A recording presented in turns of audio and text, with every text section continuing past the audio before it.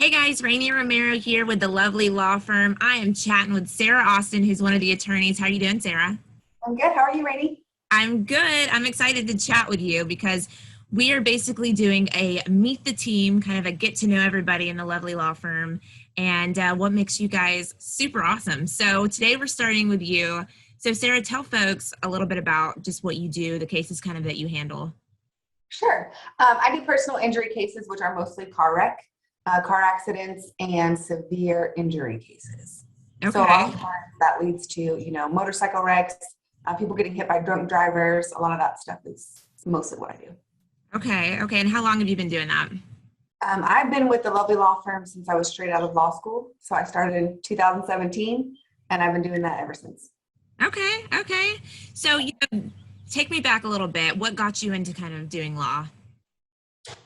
It started, so I've kind of lived in a bunch of different places, and I'm sure we'll get into that. But I went to Okay. high school in Colorado, and we had a really good education system. I know my former teachers are probably going to watch this if it's on Facebook, so good job, guys. Um, so I had really good government classes. They were kind of like on a college level, and I was always very much into politics and had really strong political views, like even from when I was little. And so growing up and learning that in high school, I was in a lot of government classes. I learned about a lot of issues and a lot of things. And I realized very quickly that the people in charge and the people responsible for making the change were lawyers. The politicians were lawyers, the judges were lawyers, and lawyers kind of had their hands in every little thing. And so if I wanted to make a difference and help and sort of change the way the world works, I had to be a lawyer. Yeah, I love that. Now, did you have family that was in law or anything like that? No, I am the first lawyer in my family. Okay, okay. Well, good for you. I love that. So, what do you enjoy about being a lawyer? Is it just kind of making a difference for folks? Yeah, that's the best part. You take people who are it's kind of hard on you sometimes because when people call, they're right in their worst position of their life sometimes. Yeah. But it's really rewarding, and it's really cool that we get to be a part of taking that bad thing and trying to make it better, and sometimes make it really good, Yeah. and sort of help them get out of the dark space. Well, I love that because I think that a lot of times lawyers get like a bad rap, because it's like, you think that, oh, they're just, like car salesmen almost in a way that people get that vibe where they're just about the money, they don't care about the people. And I really feel like it's so different with the lovely law firm. I feel like you guys really do care about the people and the outcomes and doing right by everybody. Oh, absolutely. I mean, and sometimes I'll get my criticism will be that I put too much heart into even the ones that aren't worth that much money. But the insurance companies are taking advantage of people, and that just, I don't know, it's rewarding for me to help people overcome that all the time, even I if love it's that. something small. Yeah, I love that. I think that says a lot about your character and the lovely law firm as a whole. So let's talk about your dad, who I know. So he did something with Harley Davidson. What did he do? Did he work? Yeah, so the reason I moved around a lot of people ask me, were you military brat? And I wasn't a military brat. I was like a motorcycle brat, basically. We started it in York, Pennsylvania, is actually where I was born, which is where the Harley Davidson plant is. So he worked there for, I think, like 12 years. And Okay. then we sort of moved around. And so when we moved out to Colorado, he worked for Thunder Mountain Customs, which was custom motorcycles. And if you got him in here, he could tell you all about how they were the only custom motorcycles allowed to use Harley Davidson parts. Oh, wow. But yeah, and then so we did that for a while. After the recession, custom motorcycle business wasn't booming, and he moved to Virginia to make trikes. So California sidecar, he made like trike motorcycles for a little bit. Wow.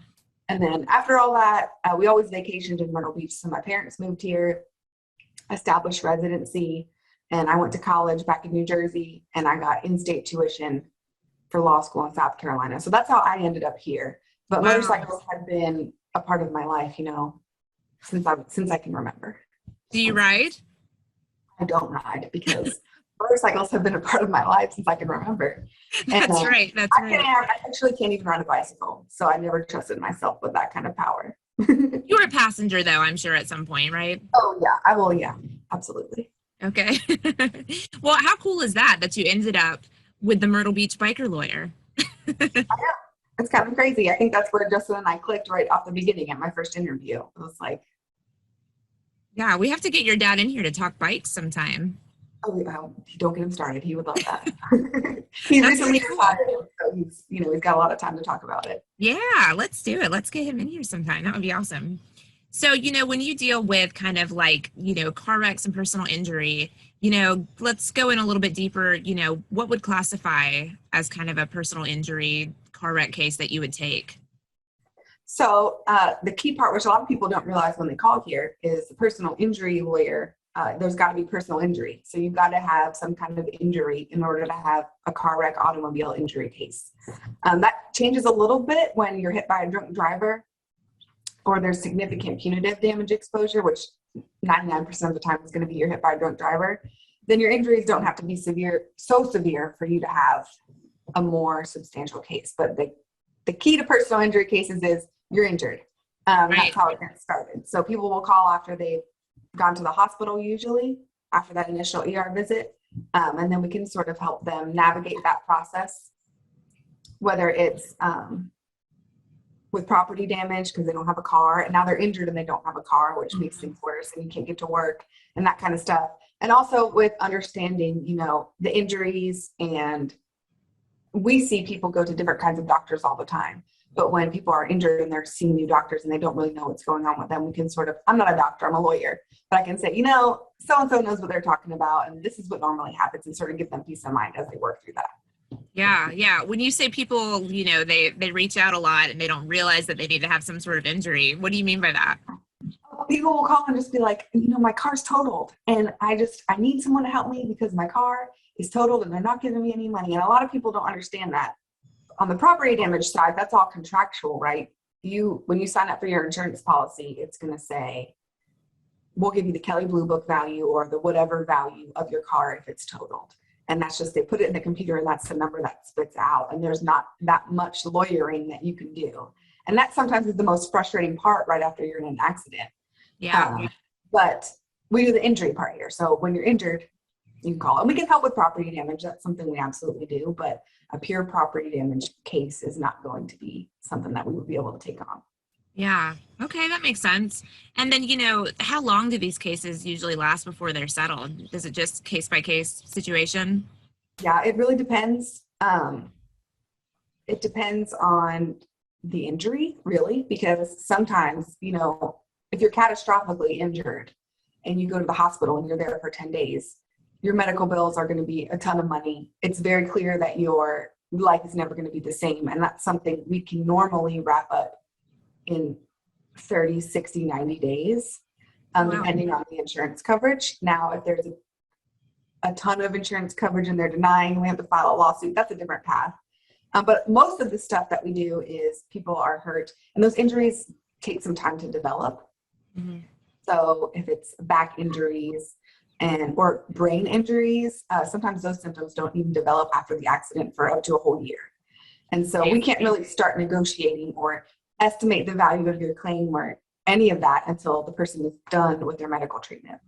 Okay. So if it's super obvious you're in the hospital for 10 days, your life's never going to be the same, we can present that immediately. But if it's something like a brain injury or a back injury that's getting worse over time, then we've got to wait to see sort of how the symptoms develop before we can. Yeah. So that's an interesting thing. So how, I don't think people always know that they can still come and see a lawyer a year down the road after the accident. I think if they don't have an issue right after, they don't think that they can come and see you. So is there kind of a time limit that they can come to a lawyer after they've been injured? Yeah, so the statute of limitations for personal injury cases in South Carolina is 3 years. So you've got 3 years from the date of the accident to file the lawsuit. Okay. So you technically have 3 years. But if you're in an accident, you should call the lawyer right away because especially, and I know Justin talks about this a lot, if you're hit by a drunk driver or if something happens, all that evidence about the accident is going to stay very close in time to the accident. We can't go back and get videos 2 years later. And so when people call us later, it's not that we can't help, but we're just kind of left with whatever we have, whatever the police investigated. We can't go out and do our own investigation. Sometimes that really hurts us. So it is always best to call right away. But technically, you've got a 3-year window. Okay. And then what about, coming out of pocket for money? Is that something that people need to do when they call you, or how does that work? We take all of our cases on a contingency basis. So we take a percentage of whatever we collect. If we don't collect anything, you don't owe anything. We take that risk on our own. But you don't need any money to hire us. Wow. I think that's another, myth from people is they say, I can't afford to hire a lawyer for whatever. So it's good for folks to know that they don't have to come out of pocket up front for anything. So that's nice. Nope, we don't get paid until the client gets paid. Yeah, love that. Okay, well, cool. And something else I learned while being at the lovely law firm is that the lovely lady that you see up front, Amy Austin, is your mom, right? She is my mom. I just love it. I love that the two of you work here at the same office. How did that happen? So it's Justin and Amy are married. And so when I stepped in the door, this is very much a family atmosphere, a family run law firm. But it just happened with my mom. She saw, I'm talking about work all the time. My mom and dad actually live like down the street from me, so I see them often. So I'm talking about work all the time. She just knows that I love it. She's like, I need to work there. And she kind of spoke it into existence, I think, because she's just been telling me she needs to work here the last 4 years. And then we didn't have anybody up front, and she was sort of transitioning from her other job. She was looking for a job where she could sort of interact with people more and be less on her feet and like stocking things. And so I was on a plane with Justin, and I was like, my mom really wants a job. She's going to start applying at law firms. And he was like, no, we got to have her. And so now my mom's up front. Honestly, she's been great, and it's been fun. People are like, how can you work with your mom? I would never be able to work with my mom, but my mom and I are, super close. It's great having her up front because I know I can depend on her for anything. Yeah, and she's great. I mean, she's the first face you see when you come into the office, and I just loved her from the moment I met her, and then later found out that it was your mom, so that was a really fun surprise. But I love that they let you two work together, and I love that you two are able to work together and you're so close because it helps with kind of the family atmosphere that's here. Yeah, we full on embraced family at the lovely law firm. So.